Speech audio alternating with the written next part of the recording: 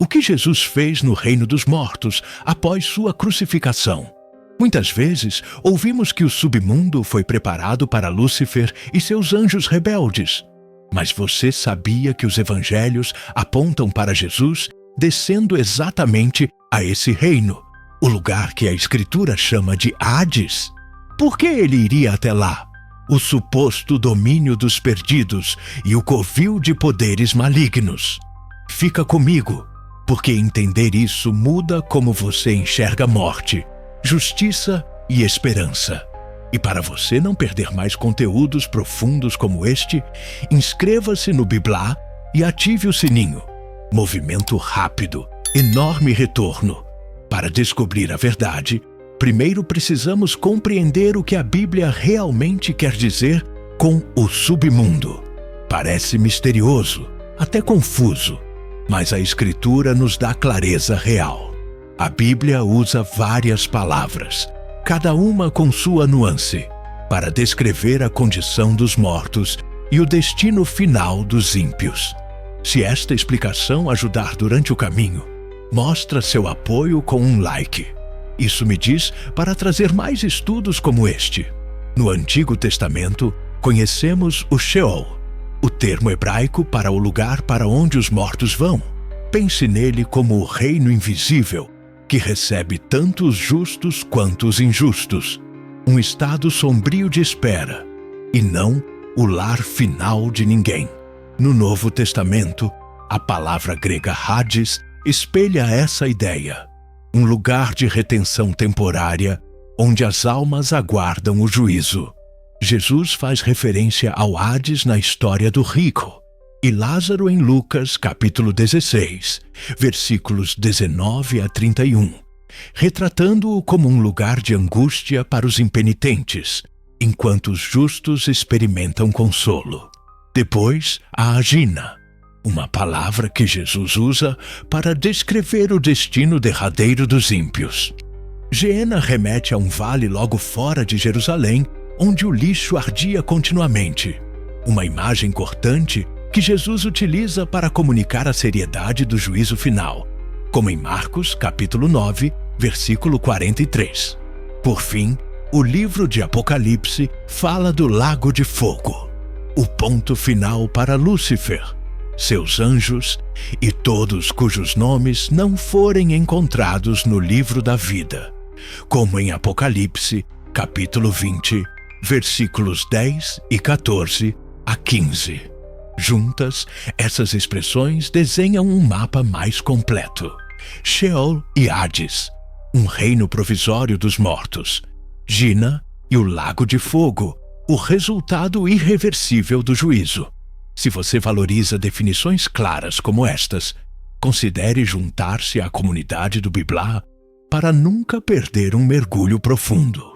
Mesmo com essa clareza, muitos equívocos circulam. Um mito popular imagina o submundo como a sala do trono de Lúcifer, onde ele governa demônios e atormenta almas.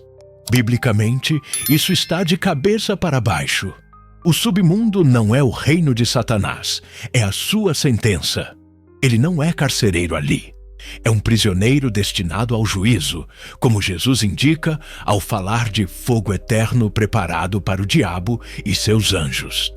Em Mateus, capítulo 25, versículo 41. Outra caricatura moderna trata o submundo como uma festa eterna com amigos. A Escritura o descreve como choro, ranger de dentes, trevas densas e separação da bondade de Deus. Está longe de ser uma celebração, como ecoam passagens como Mateus, capítulo 8.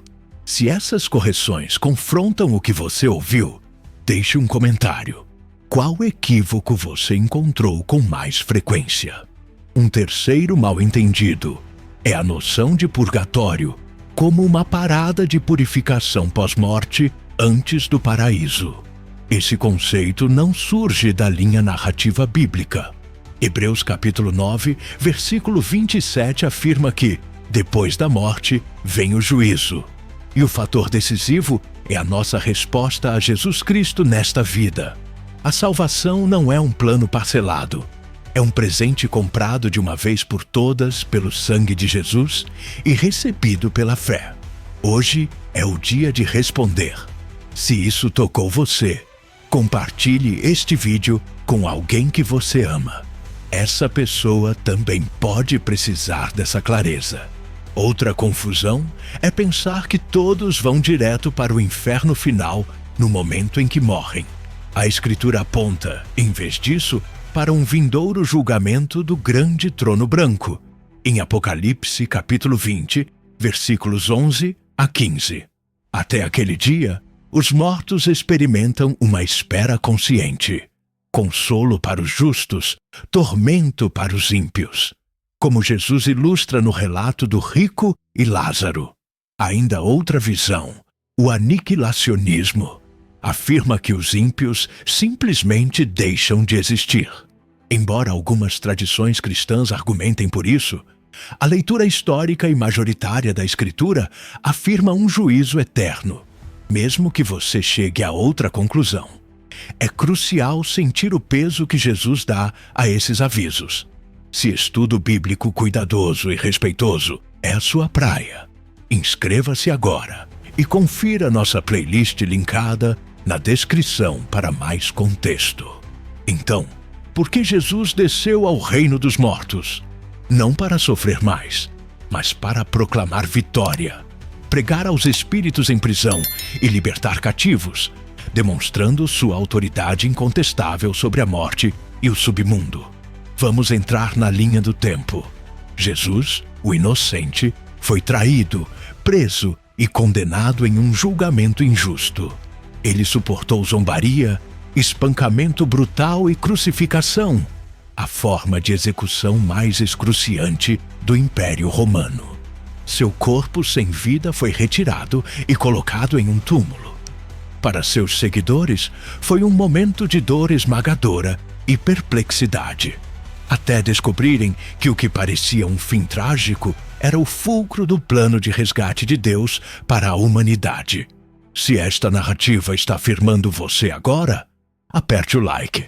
Isso ajuda mais gente a encontrar esta mensagem.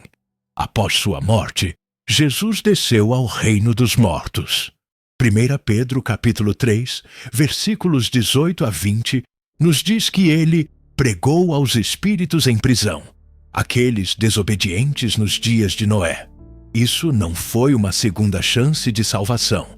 Foi um anúncio real de que o Filho havia realizado a redenção, de que a cruz e o túmulo que em breve estaria vazio quebraram o jugo do pecado e da morte. Mesmo através dos séculos, sua vitória reverberou. Outro propósito: conquistar a morte e o pecado em sua raiz mais profunda. Ao entrar no domínio dos mortos, Jesus enfrentou a consequência máxima do pecado, a própria morte. Em Apocalipse capítulo 1, versículo 18, o Cristo ressuscitado declara: Eu sou o vivente, estive morto, mas agora estou vivo para todo sempre, e tenho as chaves da morte e do Hades. Chaves significam autoridade. Ele não apenas sobreviveu à morte, ele a dominou. Sua ressurreição é a prova definitiva. O reinado da morte foi quebrado. Para todos os que confiam nele, a morte já não é um muro, é uma porta para a vida eterna com Deus. Se isso dá esperança a você, me diga nos comentários. Como saber que Jesus tem as chaves muda sua visão sobre a mortalidade. E há mais. Jesus abriu os portões do paraíso. Antes da cruz e da ressurreição, o pecado barrava a humanidade da presença do céu. Ao triunfar sobre a morte, Jesus tornou possível a entrada para todos os que creem. Efésios capítulo 4, versículos 8 a 10. O retrata levando cativo o cativeiro e dando dons ao seu povo, descendo às regiões mais baixas da terra e subindo muito acima dos céus. Em outras palavras, ele resgatou os justos que esperavam e os conduziu à plenitude da presença de Deus. Para um estudo mais profundo sobre esse tema, assista ao vídeo complementar linkado no card e na descrição. Assim, a descida de Jesus não foi derrota, foi triunfo total. Ele proclamou vitória sobre o pecado, sobre a morte e sobre todo o poder das trevas. O submundo não pôde detê-lo. Sua presença ali foi um ribombar anunciando que sua autoridade se estende a todos os domínios. Seus atos, pregar aos espíritos, despedaçar o domínio da morte, escancarar as portas do céu, redefinem nosso futuro e nosso presente. Se isso está fortalecendo sua fé, considere juntar-se ao Biblá para estudos e recursos exclusivos para membros que vão ainda mais fundo. O que a vitória dele significa para nós? Significa que vivemos com esperança inabalável. Porque Jesus venceu a morte, não a tememos mais, nem ao juízo que nossos pecados merecem. Nele, o perdão é real, e a vida eterna não é pensamento desejoso, mas promessa garantida. Mesmo quando a vida parece sombria, seu amor e seu poder prevalecem. Saber que ele derrubou o pecado e a morte transforma como acordamos, como trabalhamos, como sofremos e como amamos. Nada pode nos separar do amor de Deus em Cristo. Deixe isso alimentar sua coragem e compartilhe esta mensagem com alguém que precisa de esperança renovada hoje. Esse triunfo também nos envia em missão. Levamos boas novas às nossas famílias, amigos e vizinhos e as encarnamos com vidas marcadas pela graça. Se há um tema que você quer que a gente destrinche a seguir, talvez Sheol versus Hades, ou como a igreja primitiva entendeu a descida de Cristo, deixe seu pedido abaixo. As suas sugestões orientam o que construímos aqui no Biblá. Vamos orar juntos? Pai Celestial, te agradecemos pelo sacrifício incomparável do teu Filho Jesus. Obrigado pela sua vitória sobre o pecado e sobre a morte, e pela viva esperança e redenção que recebemos por meio dele. Ajuda-nos a andar em fé e coragem, refletindo o teu amor a cada passo da vida eterna que agora compartilhamos em ti. Em nome de Jesus, oramos. Amém. Não perca a oportunidade de apoiar este trabalho de espalhar as boas novas. Inscreva-se no Biblá. Deixe um like se isto ajudou você e compartilhe com alguém de quem você gosta. Você também encontrará recursos extras linkados abaixo para continuar seu estudo.